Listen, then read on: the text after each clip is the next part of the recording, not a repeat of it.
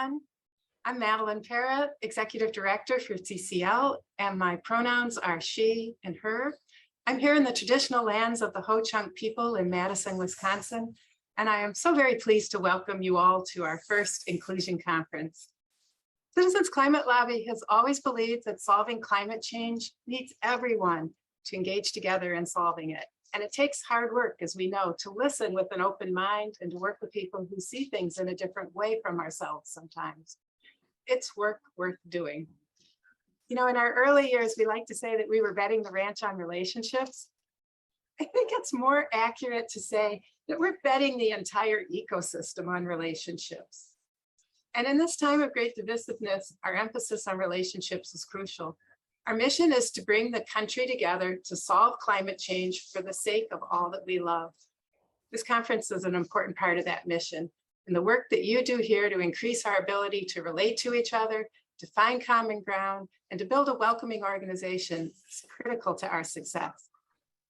Let me end this little part with the voice of someone checking out Citizens Climate Lobby for the first time through our weekly informational session.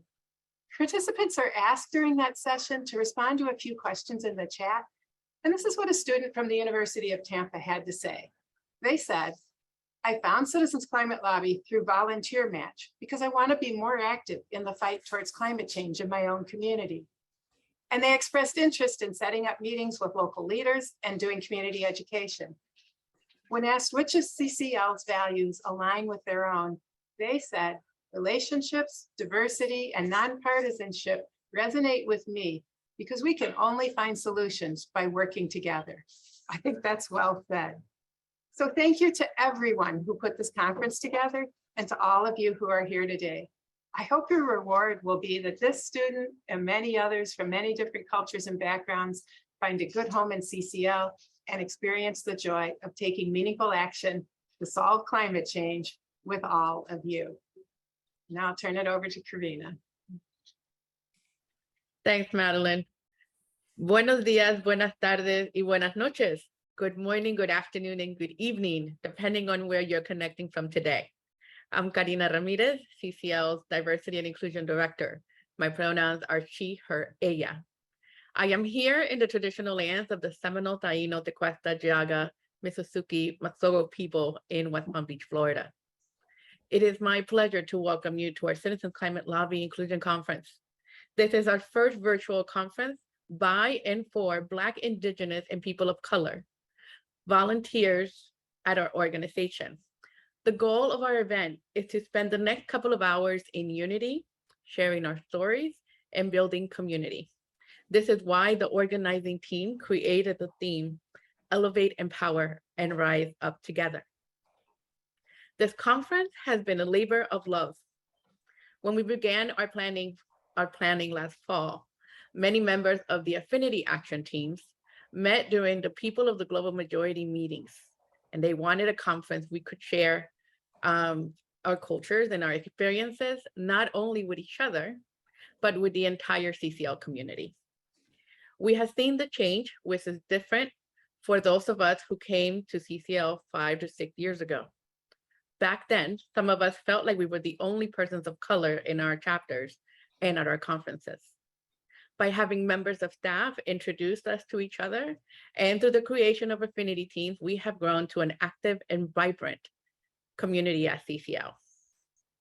The idea for this conference also grew out of a conversation I had with Bozalta Talley, one of our speakers for today, during one of our early D&I meetings. We envisioned what we are seeing now at CCL, BIPOC volunteers dedicated to working on climate solutions in our cities and with our members of Congress. With Princella, Clara Fang, and many others you will meet today, diversity and inclusion and advocacy work at CCL no longer feels so lonely as it did before. Thank you for leading the way and bringing us here. Volunteers who have arrived at CCL in the States and those in our chapters internationally are here for different reasons. Each one of us view climate advocacy differently. It is dependent on where we come from, what experiences we have had throughout our lives, what abilities we possess, what languages we speak. and so many other factors that make us the humans we are. To talk about climate and legislative climate solutions in a place where we're politically divided is a challenge. We think often of the lives we live, those we need to help now. My apologies. Let me start that line again. We think often of the lives we live, those we need to help now, and the future we will leave behind if there are no changes. We know that climate solutions need to be community-based as well as national. We also understand that we function in a world where people and institutions have failed us. Yet we are here because we want to change these dynamics by working collectively. We all want and deserve a livable world and want to be active participants in creating that world. In our climate mission, we talk about intersectionality. The affinity teams at CCL, Asian Pacific, Climate and Culture, Differently Abled, Higher Education, Latinos, LGBTQIA+ and Allies Outreach, Listening to Indigenous Voices, People of the Global Majority, and Youth were formed to help us address the intersections of climate and how it is being addressed and implemented in our communities. We are all answering the call as climate advocates through our work at CCL. At our organization, we also talk about allyship, having empathy, speaking up, and being present, engaged, committed, and accountable are some of the characteristics of great allies. We are happy to see some of you in the room today. No matter where you are in your state of learning or advocacy, we are glad to have you in our corner. CCL is hosting this event during Hispanic Heritage Months, and what a way to start the months. As a Latina and an Ecuadorian, I want to honor and recognize all the contributions the Latino volunteers have made and continue to make at CCL. Whether you were born here, emigrated from another country, arrived by boat, plane, or across the border, speak or don't speak Spanish, are conservative, liberal, or independent, self-identify as Latino, Latinx, Hispanic, Latino American, or él, ella, ella, your voice and actions in the climate movement are important and wanted. Thank you for sharing your culture, experiences, and expertise with all of us.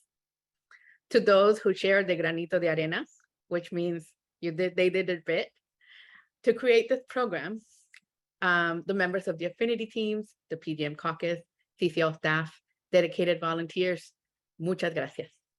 We said we wanted to build a conference everyone would attend, and this is the result. Thank you for making this day possible, and have a wonderful inclusion conference. And to get us started, it is absolute pleasure for me to introduce my longtime friend and sorority sister, Luivette Resto. Luivette Resto is an award-winning poet, a mother of 3 revolutionary humans, that she likes to call them, a Wonder Woman fan, and a middle school English teacher.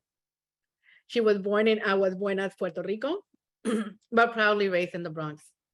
She attended Cornell University, where she earned her BA in English literature with a minor in US Latinx history.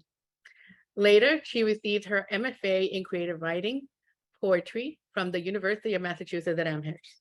She is a CantoMundo and Macondo Fellow and a Pushcart Prize nominee. She's executive director of Angels Fight Literary West magazine and a member of the board of directors for Women Who Submit. Her 2 books of poetry, Unfinished Portrait and Ascension, has been published by Tía Chucha Press. Unfinished Portrait was a finalist in the 2008 Paterson Poetry Prize. And in 2014, Ascension was honored with a Paterson Award for literary excellence.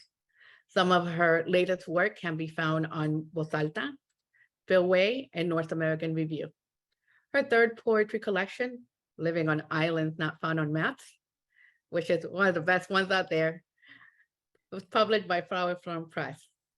It recently won a Silver Award at the 2002 Juan Felipe Herrera Best Poetry Book Award at the International Latino Book Awards. And Luivette lives in San Gabriel Valley in Los Angeles. Bienvenida, hermana. Thanks for taking time to being with us today. The floor is yours. Thank you, Karina. This is an honor, and it's just taking it all in. I would like to acknowledge the lands that I'm standing on and that I'll be reading poetry from today, the Tongva land and the Gabrielino people.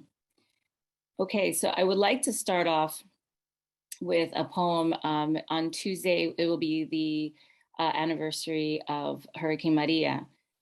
So this is dedicated to my first home, Puerto Rico. It is called Aftermath, and there is an epigraph. On September 20th, 2017, Category 5 Hurricane Maria hits Puerto Rico. A Harvard University study estimates 4,645 deaths resulting from Hurricane Maria. Harvard Law School graduate and independentista Pedro Albizu Campos' war cry, "When tyranny is law, revolution is order," whispers over the dead bodies of our gente.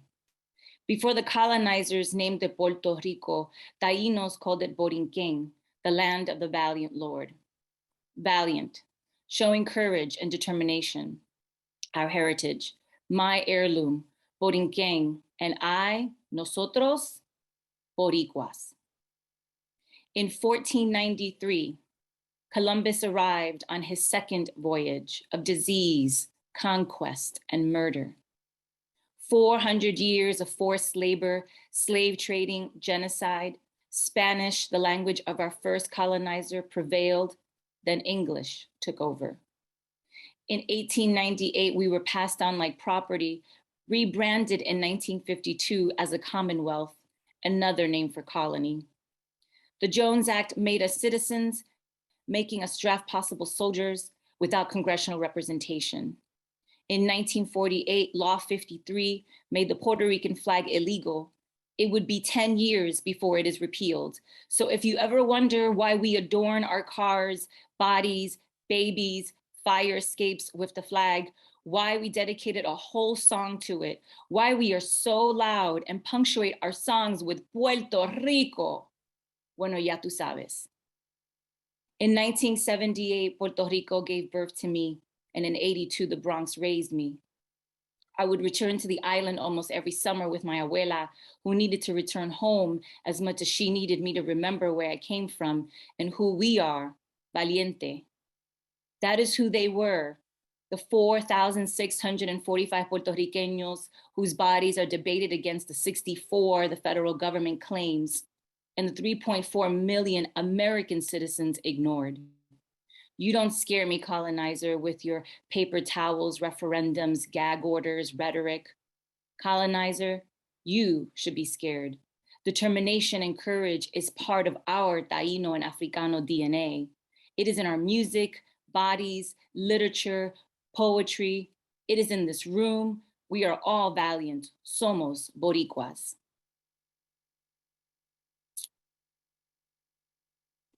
Thank you, everyone. This next poem is called Who is Making the Enchiladas? And it's based upon a true story that I was able to overhear, was lucky to hear from a Latinx political leader. And she shared this story about when she was in the early days of Mecha. Jesus calls the latest Mecha meeting to order. Old business. Administration's response to the list of demands, photos of last week's rally at the student union, updated version of mission statement. New business. Teaching committee needed. Jesus gallantly volunteers to facilitate. Ruben will open with a bendición. Carlos, chairs and tables. ¿Y la comida? Who's making the enchiladas? Mercedes, Ana Lucia, and Rosario sit up a little straighter, like an economics class when immigration policies are tethered to recession discussions. Memories of their mother's swollen ankles at the end of a 12-hour shift as another begins when keys turn locks at 6 p.m. and hunger stomachs growl, when will dinner be ready? In the shared glances across the table, blanketed in an array of propaganda of brown fists, surrounded in a semicircle, with the bilingual version of the exhausted adage, no justice, no peace. A new revolution began with Mercedes nominating Rodolfo and Jorge for the enchiladas.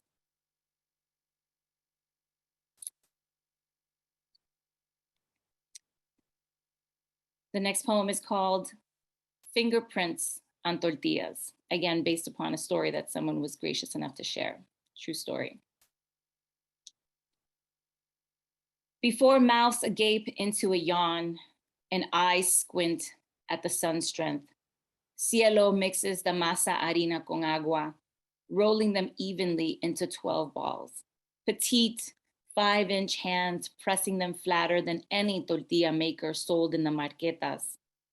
After that, it was the silent relationship between her fingers and the comal.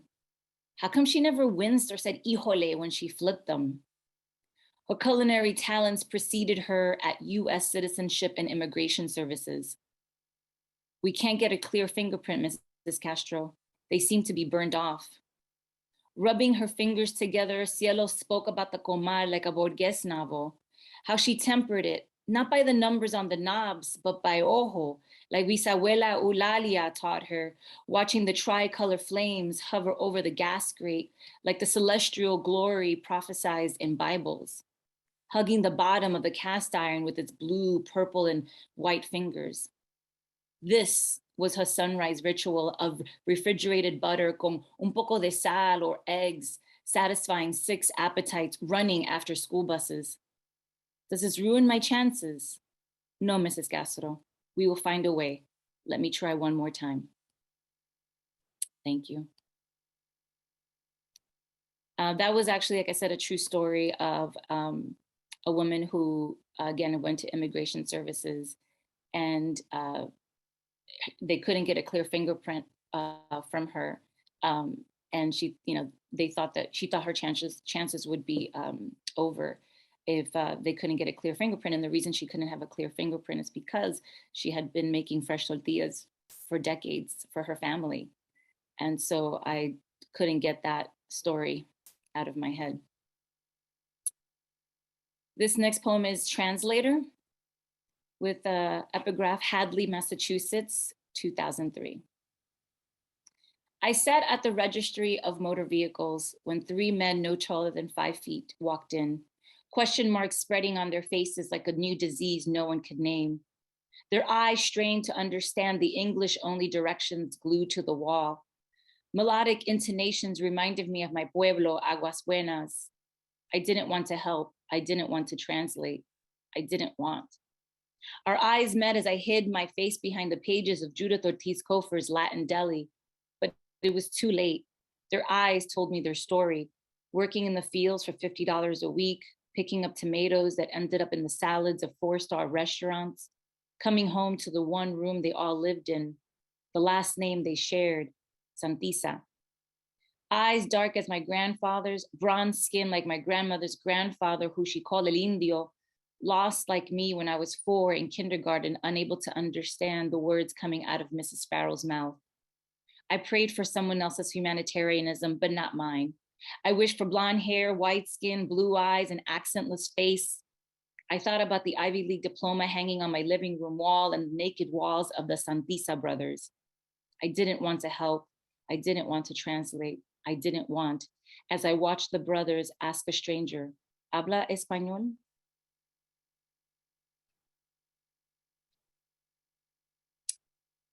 This next one is a little long, the title.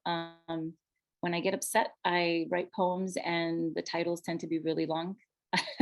So that's how you know I was upset when I wrote a poem. The title's really long.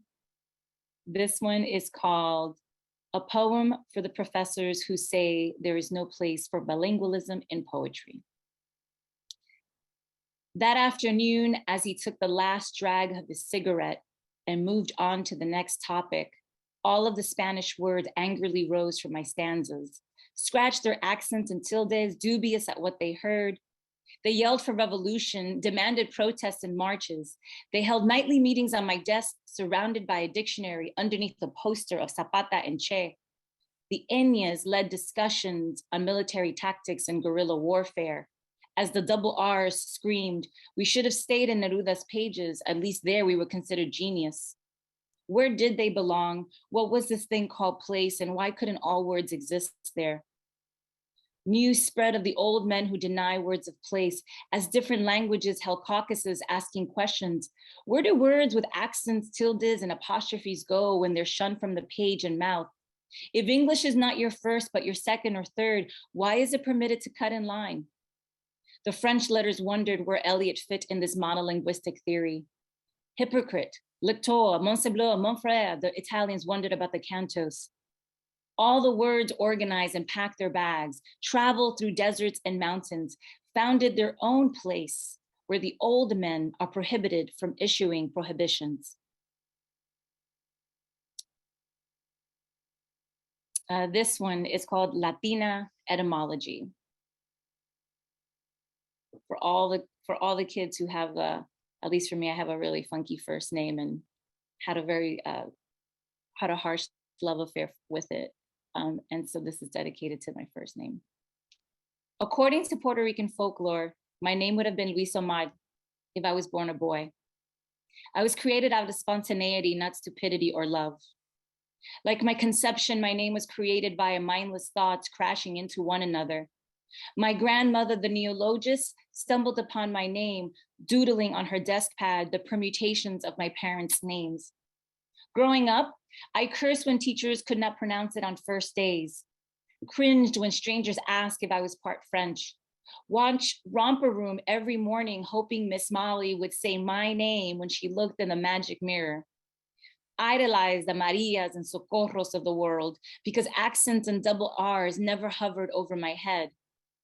Resentment grew like weeds as my name was confused for others. Louisa, Lisette, Lucretia. Nicknames were an option, but I didn't want to be called Vet or Corvette to satisfy lazy Anglified tongues. Masculine pseudo names prevailed, stripping me of my curves and vulnerability every time I heard Lou or Louis. Sometimes I fantasized my name in lights, but my illusions quickly dim like the twilight because accolades were only bestowed upon sonorous names like Megan, Vanessa, and Kate, while dissident names became the poet laureates of the Goya Isle. Maturity eventually settled and accents never provided shade like peking willows. Staring at my reflection, I find the common denominators in my name. One half, an absent father who willingly never saw his only child grow up. One half, an alcoholic mother who refused to see her only child grow up. I was created out of spontaneity, not stupidity or love. Thank you. The next poem is Christmas Lies. Thank you. I have three beautiful children who I call my revolutionaries. And this is probably one of the first poems I wrote, having my oldest son, who's now 18, in mind. It's called Christmas Lies.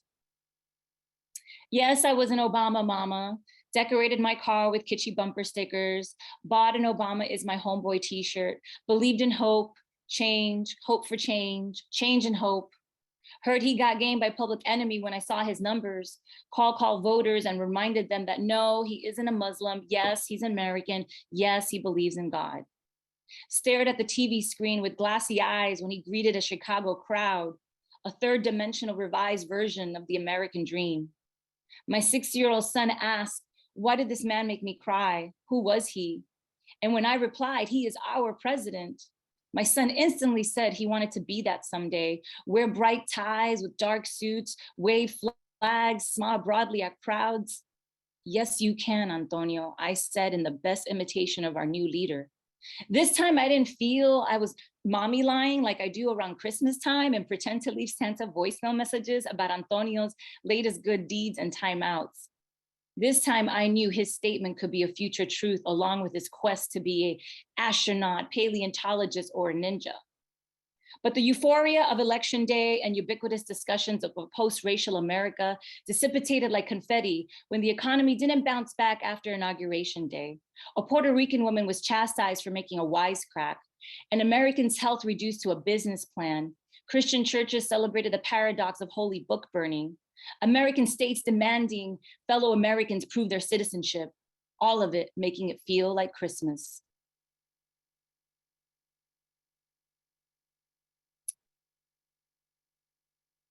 This one's called No More Tacos in Gwinnett County.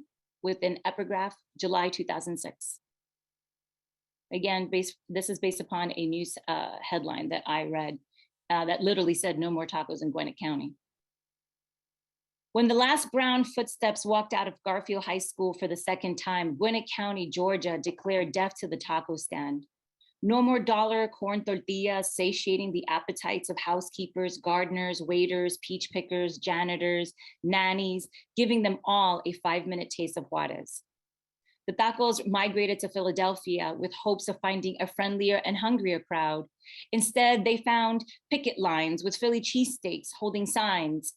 A sub-owner had followed Georgia with a sign of his own, "This is America," when ordering "Speak English." In the kitchen, Manuel and Juan diced peppers and onions in silence. Paranoia and sign-making spread to the Midwest, where a Butler County, Ohio jail had a sign pointed to it, "Illegal aliens here." The steel bars shivered because hunger for revolution and absolution only existed here. This next poem is a really short poem, and this is dedicated to the city of New Orleans. It's called Palms Up. Palms up, New Orleans, relax your fists and let the Gulf run through the crevices of your fingers. Palms up, New Orleans, abandoned for dead more than once. You add more lifelines as the words spill and natural disaster compound when there's nothing natural about poverty, murder, suicides, homelessness, blackened water. Palms up, New Orleans, because your history of resiliency forecasts your future. Palms up, New Orleans, put them together and let us pray. And my last poem is from my last collection. It's the title of the last collection, Living on Islands Not Found on Maps. I live on an island not found on maps, growing up in the shadows of one of the most popular surnames, Garcia. I speak Spanish to my abuela on Sundays, but rely on Google to help my children with their homework because the accent rules never stuck. Stress or unstress? Penultimate syllable? Took the paradoxical college course, Spanish for Bilinguals, where every Tuesday, Professor Cruz de Jesus would shake his head with indignation at my use of the familiar tú versus usted. No me conoce, he said. He was right. He didn't know me and I didn't know him, or the proper word for bus or orange juice. What I did know is summers in Puerto Rico, eating quenepas as relatives asked, ¿No entiendes lo que dijo tu primo? And my abuela defending my tongue, this tongue colonized not once but twice, leaving me isolated at family reunions, feeling inadequate for my inability to conjugate on command, sounding out storefront signs while riding the number 42 bus on the way home from kindergarten, where I concentrated to understand Mrs. Farrell's lessons about the seasons. But I finally found a home between the Bronx bodega aisles, code switching with my homegirls about how many times Juana bipió that boy we saw standing in front of a building. This became the island where I belonged, unfettered and absent of red pen corrections. Juana didn't care if I used the tú or the usted, or if my yo was about me or an emphatic reaction to her crazy story. This island didn't care if I rolled my R's or ever got the purpose of vosotros. An island where our bodies translated feelings, pursed lips, a raised brow, an aggressive eye or neck roll. We were bilingual neologists, inventing new lands we could carry in our Timbs and bubble coats. Here, language like us wasn't disappointing or broken. Gracias. Thank you for listening to this episode of Citizens Climate Lobby's training program. You can tune into more episodes anywhere podcasts are available. Inspired by what you heard today? Join Citizens Climate Lobby to advocate for bipartisan climate solutions. Go to community.citizensclimate.org to find more trainings, resources, your local chapter, national action teams, discussion forums, and more. Be sure to like our Facebook page and follow us on Twitter and Instagram @CitizensClimate. We also invite all of our listeners to subscribe to our YouTube channel for more inspiration. And together, we are creating the political will for a livable world.